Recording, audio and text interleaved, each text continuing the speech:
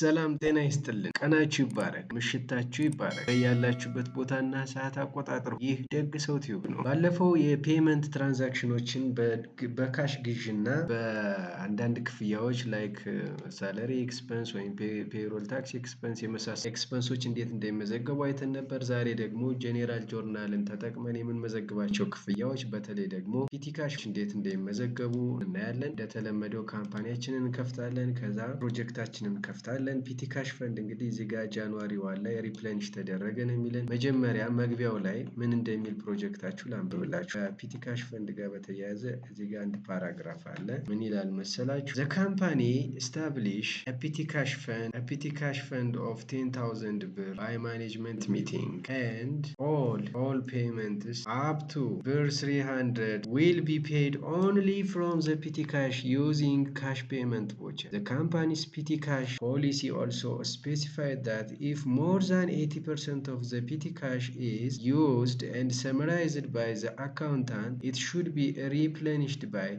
check with a bank payment voucher. All payments of a single transaction with more than 300 should be paid in check ይለናል። ይሄ ነው ፖሊሲው። ዘን ጃንዋሪ 30 ላይ ወሩ መጨረሻ አካባቢ ምን የሚል ትራንዛክሽን አላችሁ መሰላችሁ? የዳርክ ፐርፕሉ The following payment documents were submitted to the accountant's office to replenish the petty cash fund. Use vouchers payable account to record the liability and use the miscellaneous expense account to record any cash shortage or overage. Details supplies expense 1000, utility expense 1500, license and permits fee 2000. The cash remained in the cash box was 407. Use JV number አድባር ዋን ይላል። ጆርናል ሪፈረንስ ነበሩ ወይ ጄኔራል ጆርናል ላይ የሚመዘገብ አንደኛው ይሄ ነው። ይሄን ተጠቅማችሁ መዝግቡ ነው የሚለን። ሰፕላይስ ኤክስፐንስ 1000፣ ዩቲሊቲ ኤክስፐንስ 1500፣ ላይሰንስ ኤንድ ፐርሚትስ 2000፣ 4500 ወጪ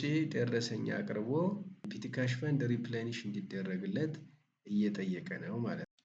የት እንሄዳለን? ታስክ ጄኔራል ጆርናል ኢንትሪ የሚላለ ጄኔራል ጆርናል ኢንትሪ በቃ ልክ ወረቀት ላይ የምትሰሩት አይነት ካራክተር ያለውን እዚህ ጋር አካውንት እንመርጣለን። እዚህ ጋር ዴቢት የሚሆነውን ዴቢት እንጽፋለን።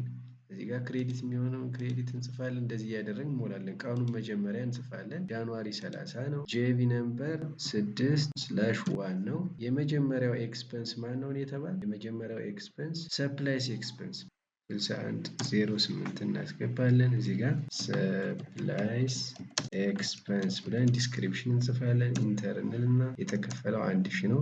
1000 እንሞላለን።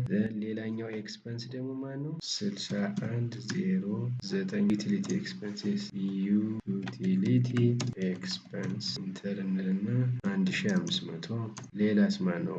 ላይሰንስ ኤንድ ፐርሚት አይ ቲንክ ላይሰንስ ኤንድ ፐርሚትስ ፊ 1000 2010 ላይሰንስ ኤንድ ፐርሚትስ 2000 ተከፈለ። ይሄ ከላይ ምን ይለናል? ዩዝ ቮቸርስ ፔብል አካውንት ቱ ሪከርድ ዘ ሊያቢሊቲ ኤንድ ዩዝ ዘ ሚሴላነስ ኤክስፐንስ። ይህንን ዩዝ ዘ ሚሴላነስ ኤክስፐንስ አካውንት ቱ ሪከርድ ኤኒ ካሽ ሾርቴጅ ኦር ካሽ ኦቨሬጅ ነው የሚለው። ካሽ ሾርት ወይም ካሽ ኦቨሬጅ ካለ ሚሴላነስ ኤክስፐንስ ብላችሁ መዝግቡት ነው የሚለው።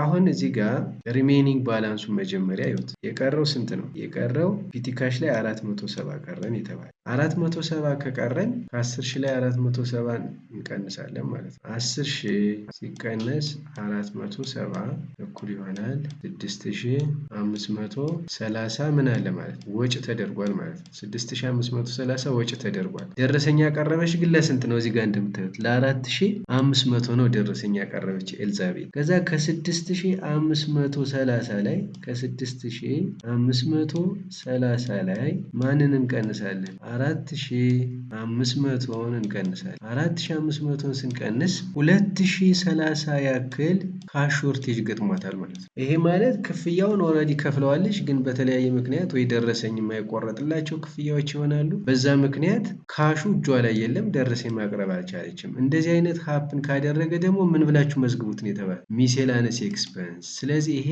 ካሽ ሾርቴጅ ሚሴላነስ ኤክስፐንስ በዴቢት ሳይድ 6111 እንልና ሚሴላነስ ኤክስፐንስ